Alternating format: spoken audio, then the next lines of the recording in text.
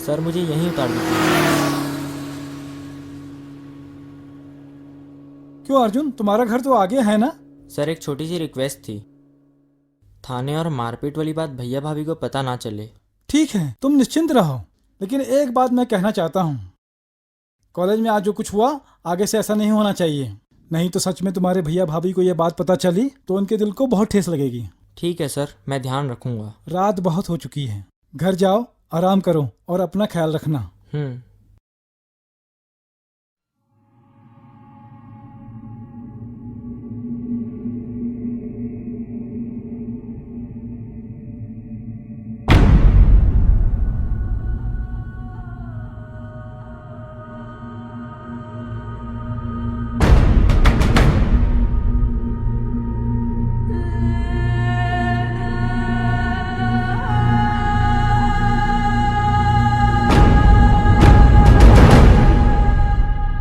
भैया इसमें मेरी कोई गलती नहीं थी। बस अर्जुन बस, चुप भी रहो।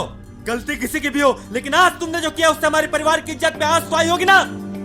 यही दिन, बस यही दिन देखना बाकी रह गया था तुम्हारा। वहां ऊपर बैठे हमारे पिता दादा परदादा आज तुम पर बहुत खुश हो रहे होंगे, नाच कर रहे होंगे, जिन्होंने आजादी की लड़ाई में गांधी जी का साथ देकर अहिंसा को अपनाया था।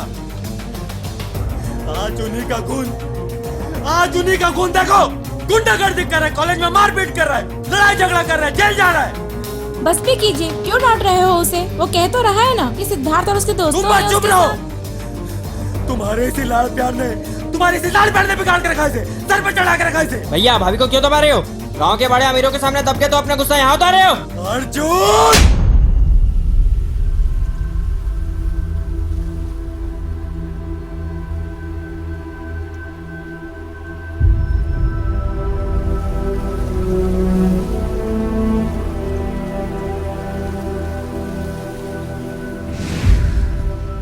वो मुझे कभी नहीं समझ पाएगा, कभी नहीं।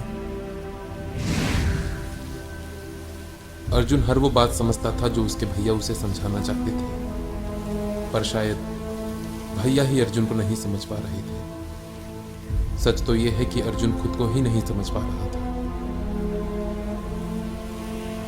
जीवन का सबसे मुश्किल पल ये नहीं होता जब आपको कोई समझ ना पा रहा हो। जीवन का सबसे मुश्किल पल वो होता है जब आप खुद को ही नहीं समझ पा रहे हो।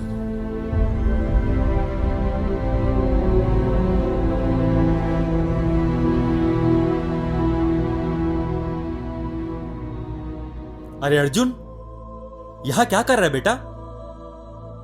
भैया आपसे कुछ बात करना चाहता हूँ। क्या बात है? तू बहुत परेशान लग रहा है। चल बैठ के बात करते हैं। बोलो भाई, क्या बात है? भैया, इस अवस्था से मैं बहुत परेशान हो चुका हूँ। मुझे कुछ समझ नहीं आ रहा मैं क्या करूँ। ये सब मेरी सहन शक्ति से बाहर है। ऐसी जिंदगी में नहीं जी सकता। क्या आप भी ये सब सहन करते आ रहे हैं? आपने कभी कोई आवाज क्यों नहीं उठाई?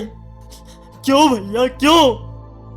ये लोग हम पर अत्याचार करते हैं और हम चुपचाप सहते रहते हैं। ये तो कायरता है ना भैया, कायरता। नहीं, आपका तो पता नहीं, पर मैं ऐसी जिंदगी नहीं जी सकता भैया। मैं थक गया हूँ, मैं टूट चुका हूँ, पागल हो गया हूँ। मैं जीना नहीं चाहता भैया, नहीं चाहता।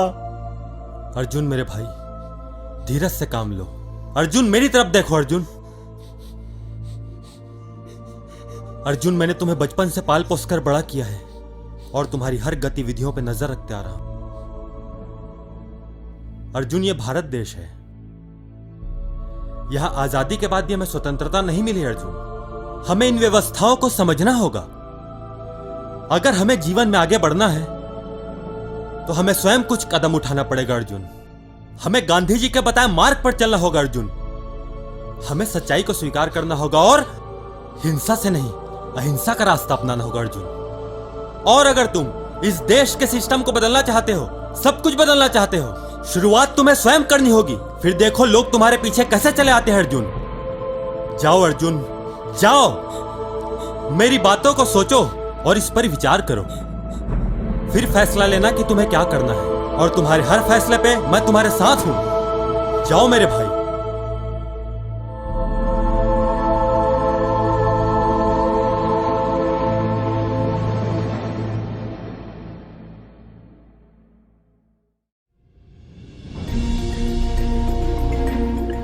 बदलाव एक ऐसी बात जो हर कोई कहना चाहता है। हर कोई चाहता है कि दुनिया उनके हिसाब से बदल जाए, कुछ बुरे तो कुछ अच्छे।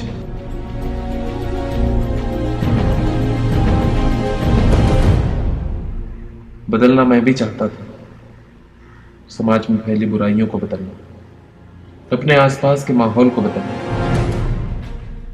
भैया की बातों से एक बात तो मैंने सीखी, कोई इंसान कितना भी चाहे किसी दूसरे को नहीं बदल सकता। मुझे अगर बदलना ही है तो मैं खुद को जरूर बदल सकता हूं। मेरे पास अब दो रास्ते थे।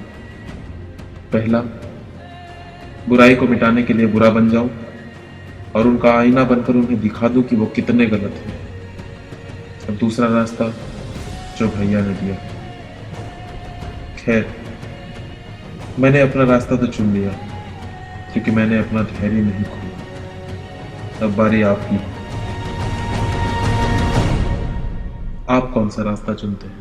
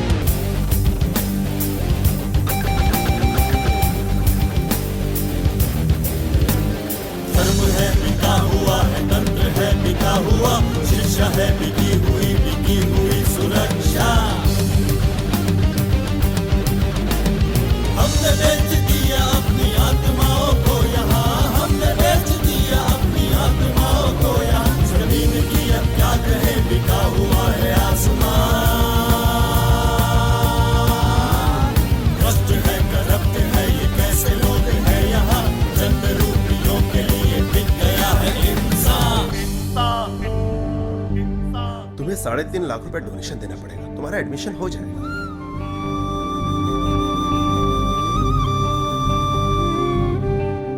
अगर थोड़ा बहुत खर्चा पानी आप दे दें तो अभी सालों को उठा कर ठीक कर दें।